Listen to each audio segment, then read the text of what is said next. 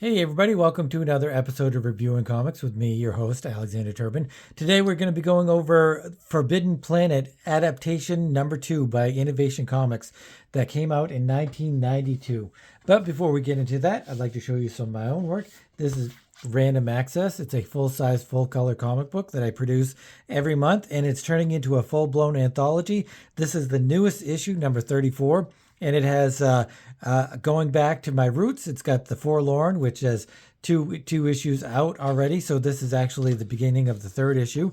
And but it's also got some great backup stories or other stories by other artists. And we have Jamie Barrows, Jeremy Duncan, Swayze, Doug Roberts, Jay Quirk, and logo and stuff by Neil Devlin. So this is 20 pages of full color comic books awesomeness. Jay Quirk does this amazing back story, and it's Morgrim actually. And so there's some really awesome art in here, and it's only $3 for to go to Patreon. So you go to patreon.com/Alexander Turbin, and it's only $3 a month for 20 pages, up to 20 pages. The last few, this is the first one that's 20 pages, and yeah, I'm hoping to keep it that way, but we will see as the artists work on projects and stuff. You can also get these if you contact me at alexturbin0441 at Yahoo, which is my email, or alexturbin0441 at Instagram. So let's get into Forbidden Planet. I love the Forbidden Planet movie. I love it as in I've watched it a few times and I have very fond memories of it. I don't love it as in I don't own the DVD or posters or, books or anything like that. That's a next level love that I just don't have for it. But I do love it. I remember that when I was younger, like in my early teens, or whatever, I spent a whole afternoon, or what I felt like was a whole afternoon, watching this movie. And it was on HBO or whatever at the time.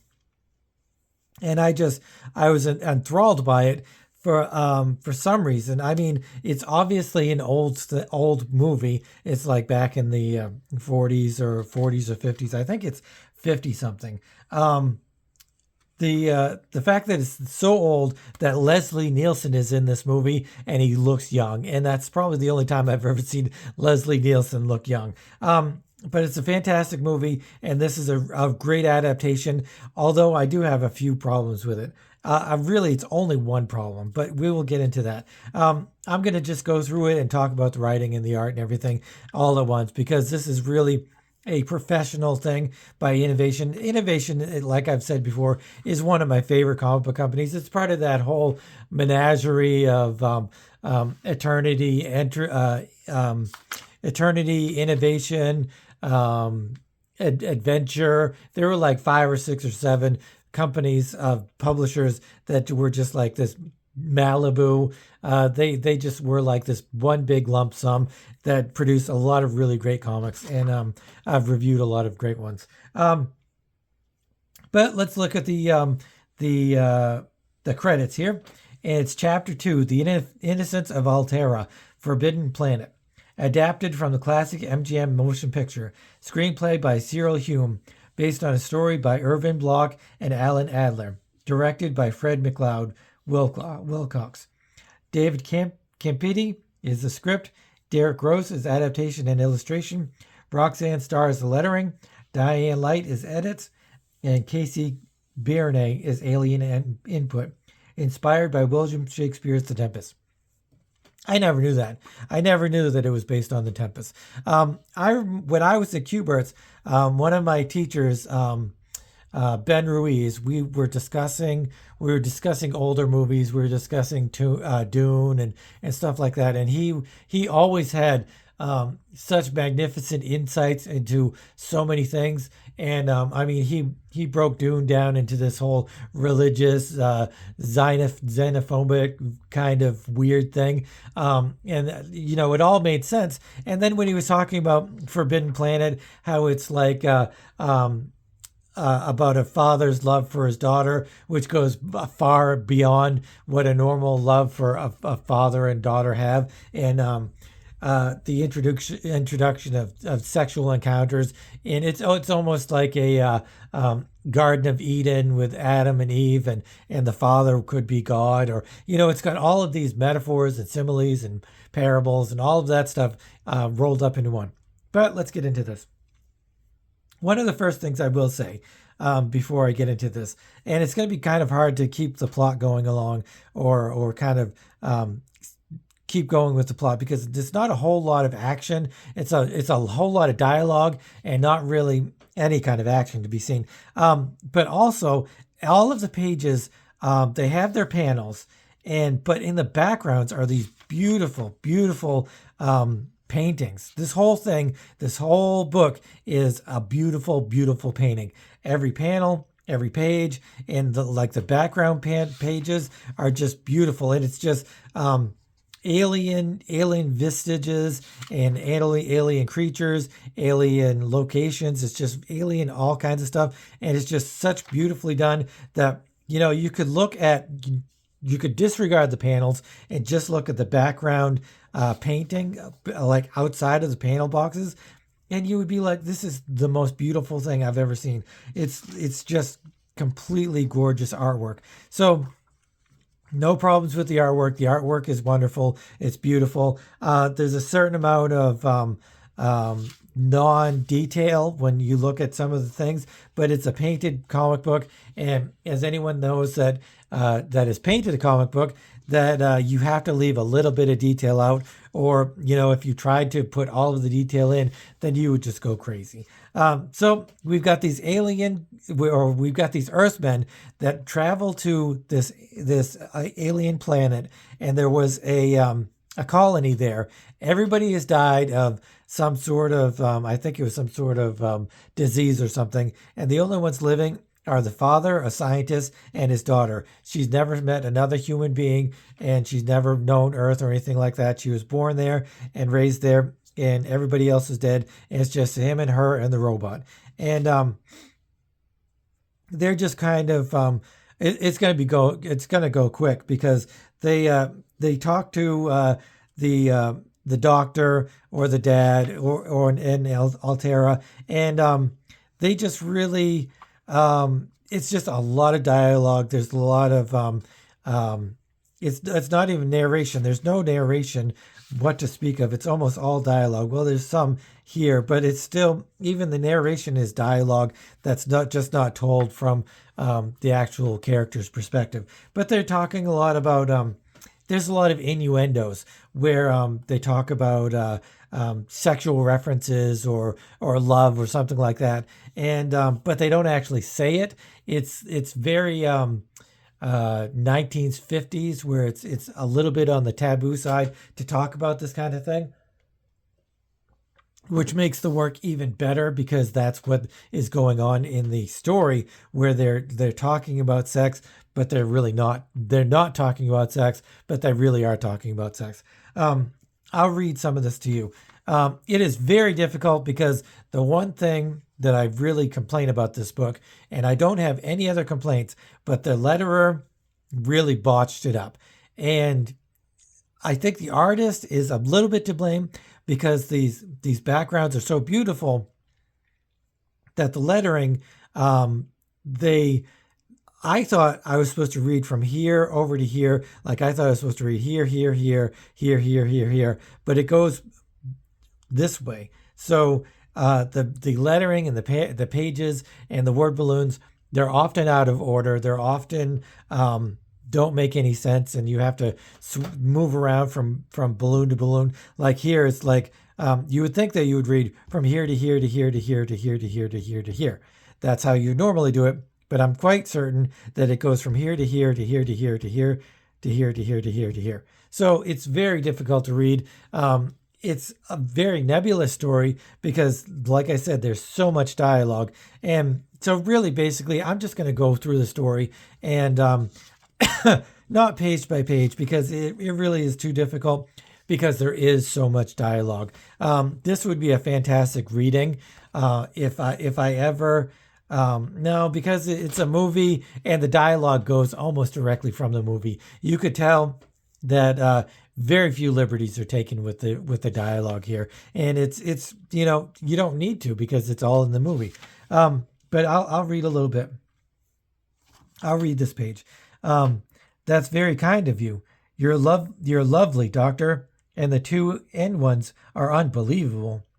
Could this end one get you some coffee? Oh, I'm quite able to get it, thank you. You must make allowances for my daughter, gentlemen. She's never known any human being except for her father. I hope you'll make allowances too, sir. We young men have been shut away in hyperspace for more than a year now, and the view right from here looks just like heaven. Sugar? I'm surprised you have it. Robbie makes it from samples father gave him, just like the coffee. But you keep helping me. You're not Robbie. I would mind being Robbie. I think he meant what they might write. I wouldn't mind being Robbie in certain ways, but only in certain ways, of course.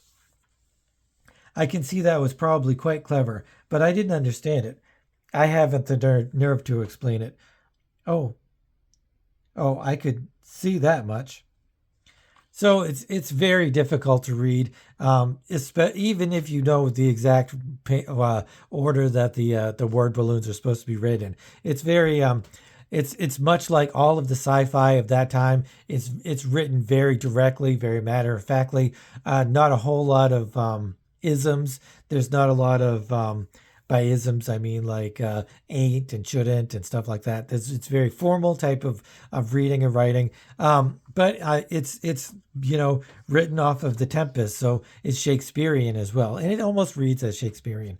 But so they just kind of go back and forth, the crew and Altera, and they're having this little tit for tat about sexuality. She doesn't really understand a lot of it, and they kind of like one of them is a kind of supposed to be known as like a womanizer, I would say, or like your classic Captain Kirk kind of character, and she doesn't really understand it. So one of them tries to keep her from him, but at some point, and they go through. She has this whistle, and she has this unique ability to almost talk to animals, and it's almost biblical. Like I said, it's almost like Adam and Eve, where she can almost talk to the creatures. Like there's a tiger that comes, and it's almost like it's a house cat to her. It's not like a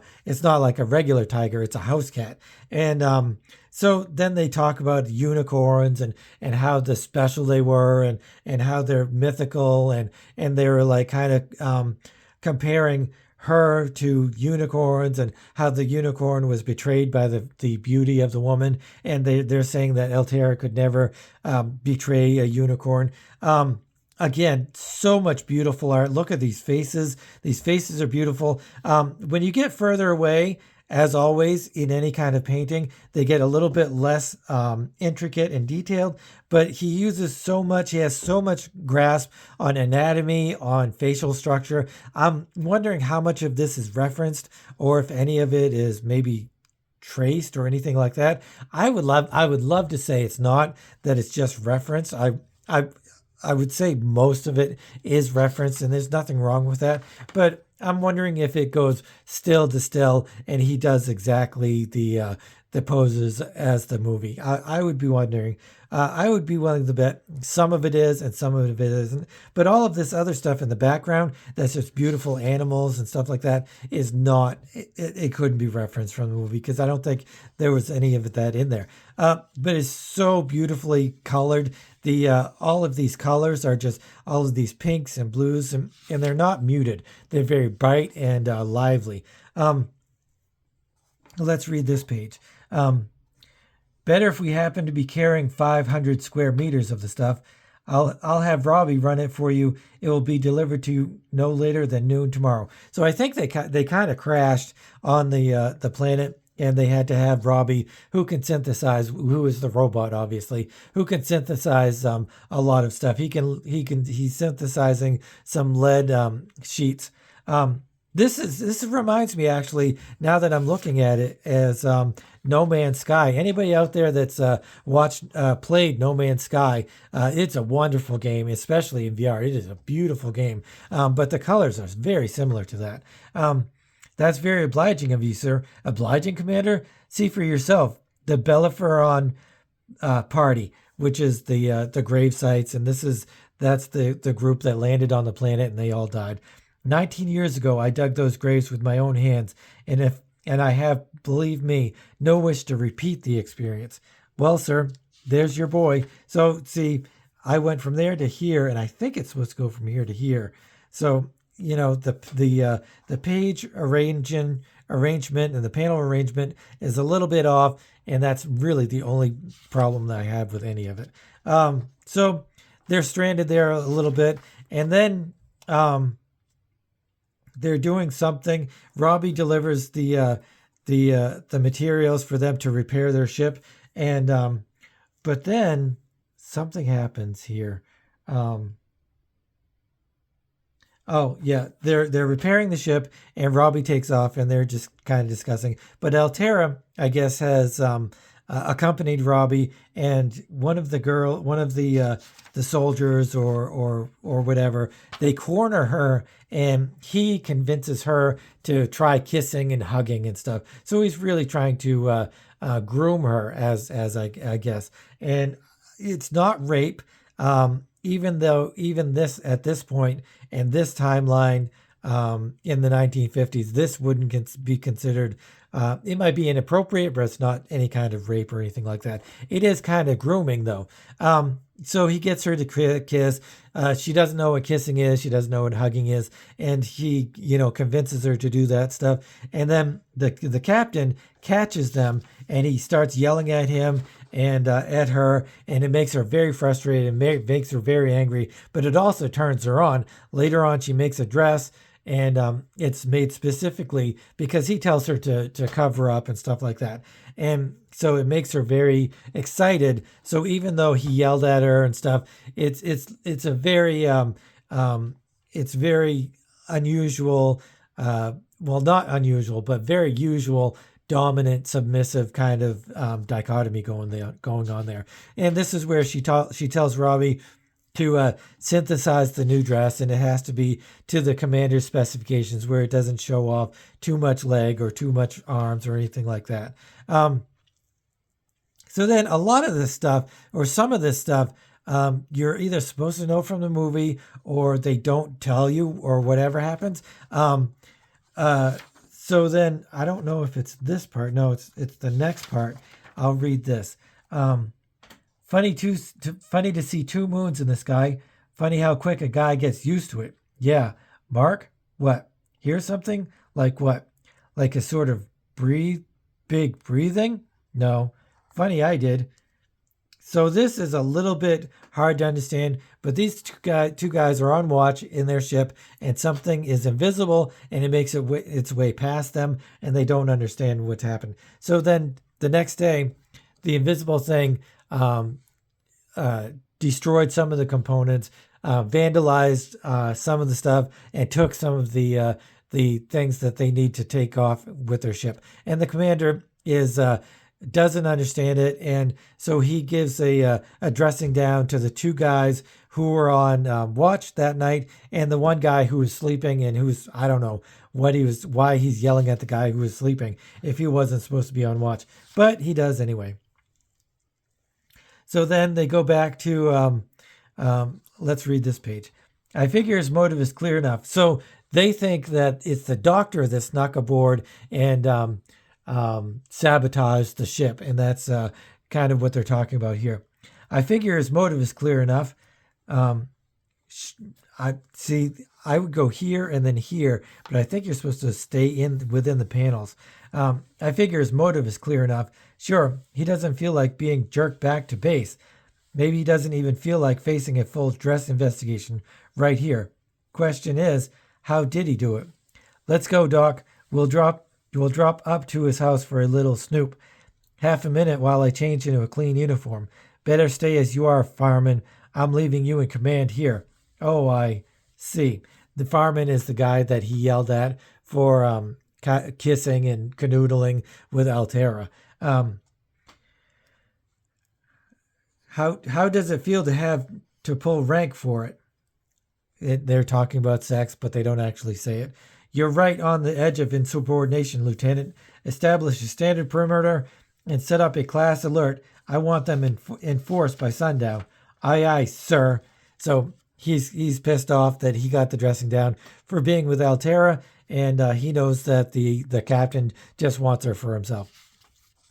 They go back to the doctor's or the scientist's home and Altera's home, and they're waiting for him. Robbie says that he is in his quarters being held up, and one of them, I think it's the captain, goes off and finds Altera. She's swimming in a pool, and she's naked, and they just have this, banter, this sexual kind of innuendo banter, because she says to come in, and he says, I don't have my trunks, and she says, what are trunks, or what's a swimsuit? And he realizes that she's naked, and he's trying to do his best at being a gentleman or whatever. He turns around, and she's drying herself off. Some of the panels here are simply fantastic. This is so beautiful, beautifully rendered and beautifully painted, and as is this one. I kind of think these might be really full on.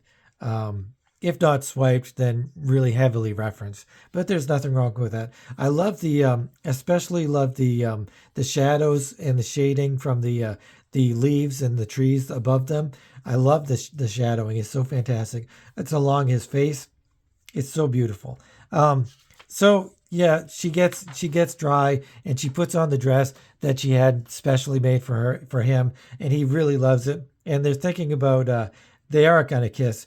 They just have this little bit of an intimate moment, and she's realizing what kissing really is and what it really means, because she's really into the captain. She wasn't into the other guy. He was just kind of like pressing himself on her, and she's like, oh, I'll give it a try. But she's really into the captain because, as I said, it's more of a dominant, submissive kind of thing going on. But then the tiger that was previously docile to Altera shows up, and he's angry. He's angry at the captain. He's angry at her, and it jumps at both of them, and he zaps it with the gun.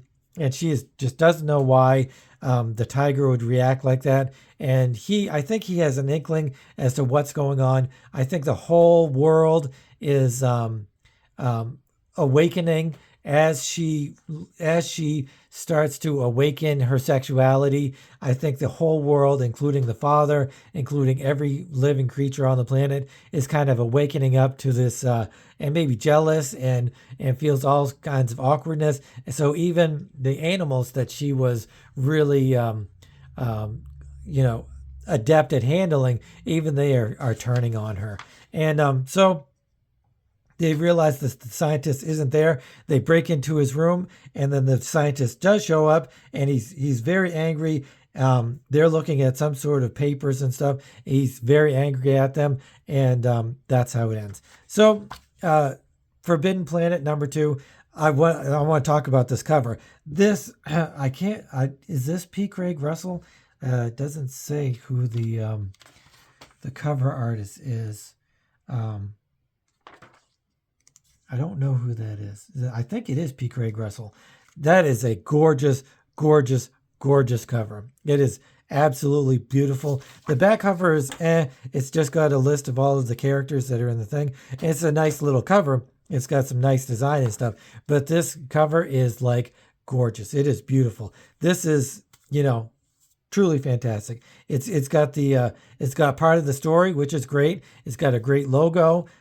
This too here is kind of wonky. I really wish they had given it a little, maybe a yellow hue or something like that. That might have been cool. But it looks almost Frank Frazetta-ish in the style of his painting and the style of his all of that stuff, the tree and everything. And it's got such great backgrounds and foregrounds. I don't know about those feet though. But anyway, absolutely beautiful. So what am I going to give this? Is so hard, because I can't say that the writing is fantastic, because it's an adaptation. I'm going to give this a 9. I can't give it a 10 because it's, it has to be something really truly spectacular. And the artwork, it is spectacular. I would give the artwork a 10, maybe 9.5. I'm going to say 9.5 because there are some points where it's a little bit less detailed than I would like. But other than that, I mean, it is 9.5 art. It is beautiful art, and that's what gives it really the 9 because the writing is okay, and it's just truly adaptation writing, and there's nothing really exciting about it being the adaptation.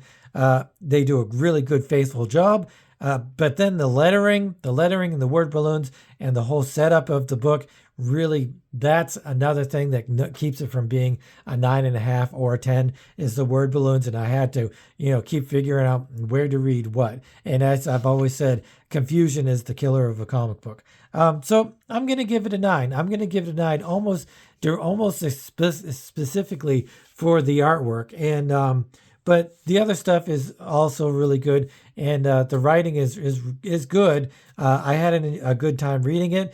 As I was reading it, inside my head, I heard those characters. I heard Leslie Nielsen's character, and it was really fantastic. So I really did enjoy it, and I give it a 9. Anybody who likes Forbidden Planet or 50s sci-fi movies or any kind of sci-fi movies or any kind of old-timey things like that, then I would definitely say recommend it. And I'm going to try to find the 1, 2, and 3. I think it's a 4-issue limited series. I'm not entirely sure.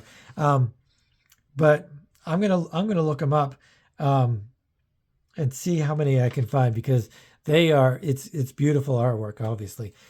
So anyway, if you're new to the channel and you like this kind of content, this is the kind of stuff I do. Review indie comics from the 70s, 80s, 90s, anything really that's artistic, has any kind of artistic value, or any kind of sentimental or anything like that from my youth as reading a comic book. Please consider subscribing, hitting the notification bell, and all of that cool, fun stuff. And thanks for watching. And it's Friday, so we've got a weekend, and hopefully we'll have a show with Joe. That will be really fun. But until then, keep on creating.